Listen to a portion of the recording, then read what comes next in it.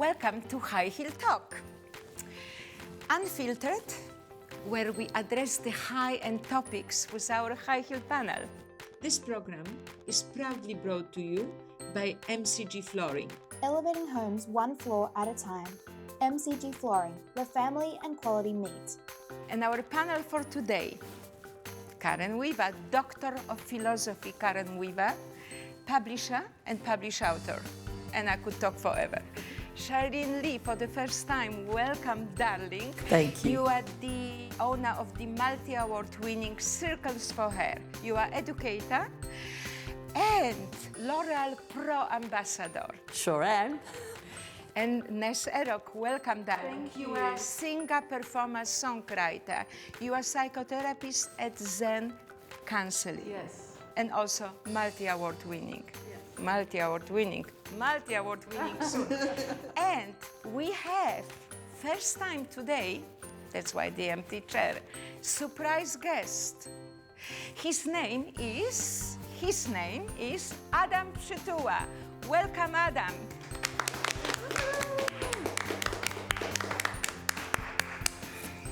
Adam, you found out how hard is to walk in high heels, but we really appreciate. That's why I didn't walk in.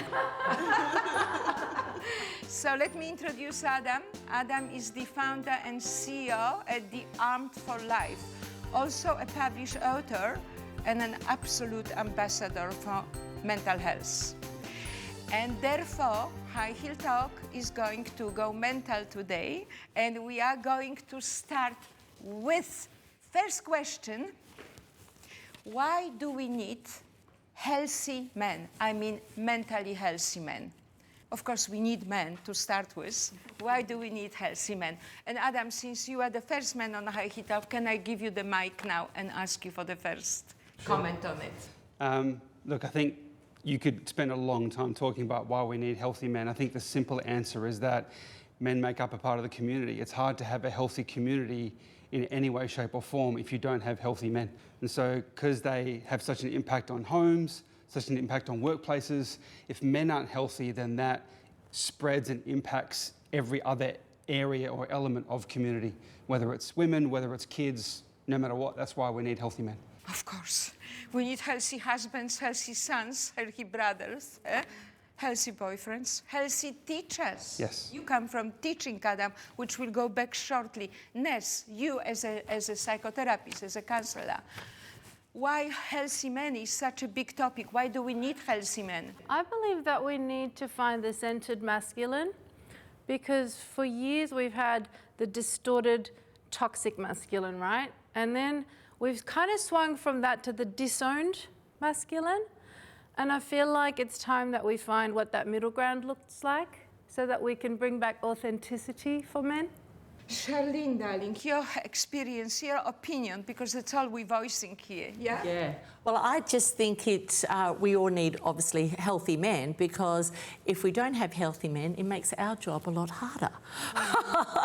And, you know, especially employing so many males, you know, it really does help in the work environment as well. You know, just having that really strong mindset, being healthy inside and out, not only mentally, but physically as well. Karen, darling, from your world. From my world, well, I like to think of mentally healthy boys, bring them up into the world, and I believe that men and women have come together in their own geniuses, and if our men aren't healthy in their mind, then, you know, we have to work harder, don't we? But whenever we come and we keep each other, you know, nice and healthy, then the world, and we're showing the next generation who are coming up behind and are witnessing now, you know, so it takes us all coming together to make sure that, because things are changing and they're changing at a fast pace, and whenever change happens, it can ignite fear and it can ignite, you know, things that bring up emotions that people, you know, don't want to be feeling, and so they're expressed in all different ways. I worked in mental health for many years before I moved to Australia, and I witnessed, you know, the difference in someone taking care of themselves and someone not, and there's a huge contrast. Now comes another aspect, and I draw back now what you mentioned already. We have to fix crises. They are masculinity crisis. There is over-feminized word in education, which is another can of worms we're going to address on our panel. Everywhere, it seems slowly that women power has overpowered and is overtaking the world because we didn't have a voice and now we have the voice. Question is, how can young men cope with it? How can they not feel misplaced? And where are their role models now? Yeah. Because role models, the Superman, we're running short on Superman. They are disappearing. We don't have the new ones. In effect, I cannot not mention the latest hero, Austin Appleby, the latest young man that saved his family from drowning by swimming 4 kilometers. And a few weeks before, he was dismissed by his swimming teacher saying, unfortunately, you don't qualify because you can't swim more than 350 meters. Hello, talking about heroic, but role models, fathers in divorced marriages are not there. Oh my God. Single mothers bringing up boys, huge. Divorced mothers, single from choice, single from no choice. How do we replace the conventional grandfathers, Italian grandfathers in a garden doing nice games with the kids and baking pizza together? How do we find role models for men? Please, Adam, to you. You know, we've spoken to close to 1 million students in the last 14 years of running Armed for Life, and so I've had a lot of conversation with young men. I feel like the shift with women having the voice is obviously been natural because there hasn't been a voice previously, and now men don't have a voice. The truth is that there isn't any positive voice, not many positive voices for men, so they're turning, in terms of role models, they're turning to idiots like Andrew Tate because 5% of what he says is decent and the rest is trash. And so they're getting sucked into that 5%, and then everything else they're hearing, they're starting to model upon and act upon. And so there is really unhealthy role models out there, and they're kind of drawing towards them because there aren't any healthy voices. So when I spend an hour talking about what it means to be a healthy man, I've got a line out the door of year 11 and 12 boys wanting to shake my hand to say thank you. Wow. Because part of it is, hey, you can be a healthy man, and here's what it looks like. Owning your own issues and dealing with it, respect for women, self-control, porn, anger, all the conversations we need to have but we're not having because there isn't many positive voices. So we swung so far the other way, but then you've also got the problem of, I think it was in the UK recently, there was a research project called The Lost Boys talking about how the 30 to 50, 60-year-old bracket of men are disappearing. And we have to address why they're disappearing because we need fathers present. Even if in a separate home or a split home, we need the fathers to be present because it's essential, because when we don't have them, or if fathers are even there, but they're absent fathers, then boys turn towards those unhealthy role models. And everyone works so hard, and everybody feels they have to work so hard, and then harder. Ness, darling, from your counseling and psychotherapy perspective, how do we bring up healthy? I hear what you're mentioning in my couples therapy especially. Yeah. Men seem to be feeling more and more emasculated. Yep. And they don't know how to lead anymore. They're like, do I open the door? Do I pay for the bill? Do I make a decision? And a lot of women are coming in and they're saying, I've got 2 children and I feel like the 3rd child in this family is my husband or my partner. And it's an epidemic. Yep. Men don't know how to lead anymore because they were distorted, now they're very disowned. And more single women are raising boys, and boys used to be raised by men before the Industrial Revolution took place, right? We had the farming industry, we had, men out there raising boys, fighting battles and hunting, and now we've got boys who are learning how to take instructions from a mother. Hurry up, put your school shoes on, did you do your homework? And then they get into a relationship, usually with another woman one day, and they're waiting for instructions. Where's my list? What do I do next? What do you think we should do? And this is what seems to be a big problem. When you do too much, it becomes a habit. Consequently, some men, not all men. Subconsciously, some men, not all men. Yeah, absolutely. Just carry on, yeah? Carry on. I don't run the diary. You run the diary. Yeah. Darling, Charlene, darling, tell me about your opinion and your sorrows from seeing men that struggle. Yeah, well, I mean, I deal with a lot of women, and women in a hairdressing situation, when they sit down in your seat, they become very vulnerable, and then they tell you everything. And it's exactly the same as what you were saying. They feel like they are running the household, they are running everything, and the guys are just coming into work, and it feels like the women do just have another child to look for. I mean, it's not like that with my husband because he's very independent, but it's a big problem out there. And then men are just taking, like you said, just taking a step back and sort of thinking this is easy because my wife, my girlfriend, whatever is overtaking everything, and they're enjoying it. When this is mature men, it's not a matter of insecurities, it's a matter of being comfortable. And that gives example to the sons. Okay, is this how it should be done? Like, I'm analyzing this as we speak. We're talking about how to bring young men to a healthy man. If they see this kind of a model, partner does it all, hello, darling, you. Where's the men cherishing the women? I want to know, please. Okay, good one. Yeah. Because, that's what boys need to see is, like I have birthed 6 children. I deserve to be supported through that and whatever. We don't want men to become women. Goodness, no. Thank you. We just want men to be there, supporting, helping, not just going to work, coming home, putting their feet up and watching telly the rest of the day. Yes, we know that a lot of men do hard, laborious jobs, but women are 24/7. Like I am 24 hours a day switched on and have been for 29 years. We need men to be men, and it doesn't mean they have to become feminine to help out.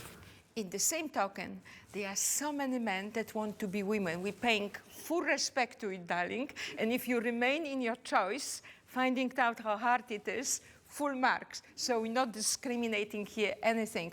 But we want men that remain men to be masculine, to be strong.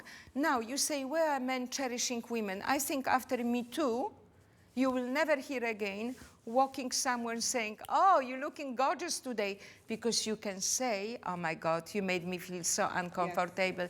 So this is another factor which we can't change. But what about in the home?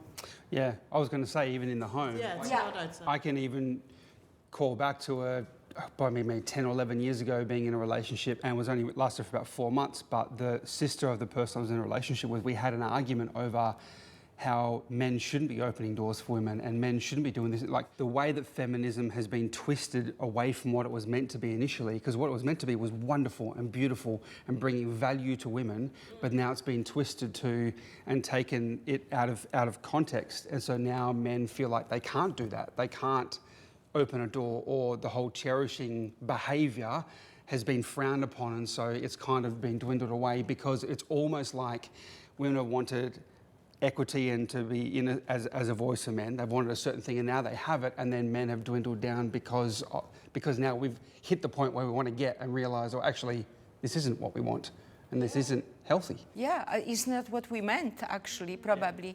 Yeah. Nes, darling? I feel like we've over-polarised. So women are mothers, the home bearers, and they're expected to work full-time. It's a problem. Darling? Yeah, I totally agree. What do we do? I came from a household, my mother is a mother of 6 as well, and I came from a household. My mother stopped working as a nurse whenever she started having babies, and she was the person at home with the kids all the time. Now, I am too ambitious to ever choose to do that, and I find the balance between both and have my own thing that works for me, which would be I'm living somebody else's nightmare, but for me it's my dream. And it's about knowing what you want. But also our kids are watching, the relationships between the man and woman, and they're observing and they're trying to find their way through their childhood, through their teenage years, and then into adulthood. And that's what concerns me, the next generation. I'm thinking women competing in men's sports. Again, I'm not against anything, but the initial intention, the initial love, celebration of Matildas or a Matildas in the world. So we're taking away from the boys, from the young men, even the lust, maybe belonging to certain sport categories that men were entitled to do. And now women choose, they can play soccer, they can play football, they can play rugby. I'm asking, why? Why cannot we celebrate being different? Why all women are trying to prove they could do what men do or did or does. Adam, tell me, darling, tell me. You're the only man on the panel. The hope goes in you. I carry a lot of weight being the only man on the panel. I don't think I can answer that question, but I think, I think there's nothing wrong with women playing sport and excelling in sport. It doesn't take away from men excelling in sport. That's the whole point about equity. But it does. Yeah. I don't know if it does. I mean, soccer is still celebrated. Like, the Matildas are doing great. Excellent. They're better players than the men are in terms of their league. So great, let's celebrate the Matildas more. They don't have to have men excel at everything more than women.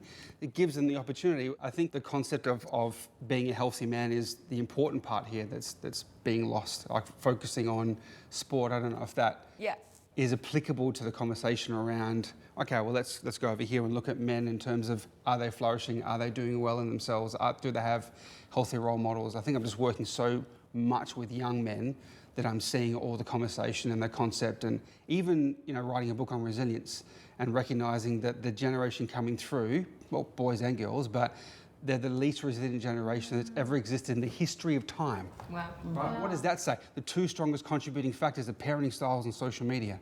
And so the way that parents are parenting kids coming through, they're doing the best they can. They don't know what they don't know, but they're having such a huge impact on this young generation coming through that they're just not resilient. As soon as a problem hits, they get knocked down and they're out for the count for however long. We're protecting them, I know, guilty, protecting them and taking care of, bringing them back into the net. That's one of the biggest things. I love my kids so much, I'm so scared. The whole thing of 30 years ago, kids go out in the morning and they come back at sundown. Yeah, right? and they play on the streets. We can't do that now, because what if my kid gets taken? But there's more chance of your kid getting taken by a shark than a person on land. So we keep them in, but then here's a device that is unfiltered, and we're not concerned, and so there's more dangers there than out there, but then we're doing this because, but we've got them and they're safe, and I put them in a bubble, but then we're not allowing them to fail on their own. But that contributes to even how men are growing up, and boys are growing up to men. It's like this 17-point puzzle, and it all connects to each other. Nice, darling. I think, again, we've over-polarised with our parenting, where we've kind of enabled by maybe understanding suddenly about this thing called psychology, which is a new concept, personal development, belief systems, trauma. And so we're doing everything we can, and unconsciously we might be projecting onto our children all the stuff we didn't get, where we're maybe coddling, over-parenting by enabling and over-loving. I feel like that's probably what's happened. So we have a generation that is very different to the ones before. Yeah, I mean, obviously, having two boys myself, I find it's harder for them to express themselves now. Yeah. It's completely different than having girls. They, especially me employing men and women in the salon, I find the girls just tell you everything, where the boys just hold back a lot more. They're not going to be so expressive. They're not going to tell you how they're feeling. They keep it in a lot more, and that could be a danger as well. I mean, there is a crazy statistic around how much women speak compared to men every day. 20,000 words a day on average. Exactly. And men only 6,000 words a day. 6,000 versus 20,000. Yeah. Karen, any comment? Another voice of women voice? My daughter told me the other day, and I was horrified. She told me I was a helicopter parent, and I was like, oh, what? No way, I'm not accepting it. So That's I another have topic. done some self-examinations. Yeah, we're going to have on another episode. But the new law, social media ban under 16 in Australia. Adam, comment, obviously, thank God, I always say, better late than never. Yeah. But you tell me your take on it. The ban or the delay, I think the eSafety Commission call it a delay. Yeah. The whole purpose behind it was twofold. One, to protect them physically, and then one, to look at their mental health, the mental health component of being online. Yeah. And I listened to a podcast recently that talked about how there's specific apps that are having specific impact on young people, and I would suggest to adults as well. Instagram, for example, having a huge impact on self-esteem because of comparison. Yeah. Whereas TikTok's different. The Reels and the TikToks that they're watching is having a huge impact. We've had such an extreme rise in ADHD, diagnosis because 5-second video, 5-second video, 5-second video, cat video, 5-second video, 5-second video is training the brain to not be able to pay attention for more than 5 to 10 seconds. Yeah. You know, and then you've got the dopamine sap is having an impact on mental health. So I think it's essential. I think you're right, better late than never. But I don't think the government prepared anybody for it correctly. It should have been plastered everywhere. There should have been conversations about it on every channel, on every news station. There should have been a huge lead up for 12 months on this is what we're doing, this is how to prepare. I went and I'm putting out spot fires and I'm talking to young people about. What was great is that I'd go in and talk for an hour, and then the conversation at recess afterwards, I remember 3 kids running to me and one kid going, hey, how do I get around it? And then I was able to derail the conversation. And the next kid was like, man, I'm moving to a farm. I can't wait to ride my dirt bike more. I'm like, yeah, and you can build fires. Like, yeah, we can have big fires. I'm like, not too big. But the conversation around, okay, let's find something to replace it with, to get outdoors more, to do things that are better for mental health. Like I do a lot of parent presentations as well, mostly around building resilience in kids and screens. Yeah. And the concept around screens has always been around balance. Let's talk to our kids about finding balance in terms of being on screens. Of course. And then B, let's model it. Because every young group that I spoke to about the ban coming up, I said, go home and talk to your parents because everyone's addicted to screens. Yes. Everyone. It's become an emotional support device. We feel sad, feel alone, we're in pain, we jump on our phone immediately. Yeah. Are we doing that more than being present with people, which means we're probably unbalanced? Yes. And we know with mental health, in 2010 to 2013, Australia-wide, our mental health got better. For 3 years running, it got better. And then 2013, smartphones came out, and globally, anxiety and depression skyrocketed and never came down, literally because of screens. And so we know that it's a huge impact on mental health, on young people, on everyone. We know. Ness, darling, what your experience as a counselor? Children and teenagers, they tell me they're socializing. And so I say, oh, where did you go? And usually they say, oh, I was just online. There's this thing where children aren't, or teenagers aren't going out and playing sports together and going out together and going for walks together. It's mostly online. Yeah. And there's a million tabs open at the same time. The dopamine, the ADHD. Yeah, it's a massive problem. You know what's really wonderful though? If you help a young person to understand, I have to tell a story. So for 10 years we've been running camps, and we just had our summer camp 2 weeks ago. And what I realised when the social dilemma came out, the next day I swapped out the first morning presentation with screen addiction. And then we did a bucket challenge. Here's the bucket, put your phone in the bucket, you get 500 points for your team. About 80% or 90% did it. The next camp, I didn't do the presentation, I did the challenge. Only about 40% put their phones in the bucket. So I went, okay, every camp I'm going to do the screen addiction presentation. We'll change up a little bit. The camp just gone is the first camp ever where 100% of the attendees put their phones in the bucket for 2 days straight. One of the girls, when she got her phone back, went, oh, actually, I lied about how often I'm on my phone. I'm on my phone about 20 hours a day. And she's like, now I'm going to put in some, because she felt so different after 2 days. We basically did a digital detox. And it comes to anything and everything. If you understand, you have a chance to take action. If you don't understand, you don't understand. Consequently, you avoid it. Now, we are running out of our time. We will be back. But I have another last question. What boys do, what men do, what women do. And is it okay, because it happens, when the woman is the first one that proposes to marriage to the man? My opinion, okay, as long as she doesn't go on her knees. And what do you think as a panel? If she takes the initiative and say, darling, would you like to ask me to marry you? Can I say no comment? I think it's great. I think why not? I mean, why do we have to wait for a male to ask us to? Do you know what I mean? Like, right. I think it's just just coming up, and that's the century we live in now. Yes. Yeah. Yes, darling. I agree. It's okay. Yeah, Karen, absolutely darling. okay. I won't be getting married anytime soon or proposing to anybody anytime soon. We're going to see the photos. And Adam. Can I take the political answer and Absolutely. say I see both sides of Yes. the argument, right? So I see the whole like women should be able to do whatever they want and propose. And I would also take the side where we talked about being cherished by men, etc. It's kind of taking away from that. If we look at chivalry and the old school perspective about, men doing things like that first and then opening doors, and it's kind of falls into that category. So I'd say I kind of see both sides as the only man here and extremely outnumbered. It's individual, isn't it? Yes. It's always, It's individual. As long as he was thinking yes. yes. Thank you so much to my panel. Adam, thank you. Thank you for putting the high heel for the... Don't think this is ever going to happen again. This is a one-time deal in my life. Thank you very much. We'll be soon for next episode. Thanks again. And then, men, we love you and we want you strong and masculine. This program was proudly brought to you by MCG Flooring.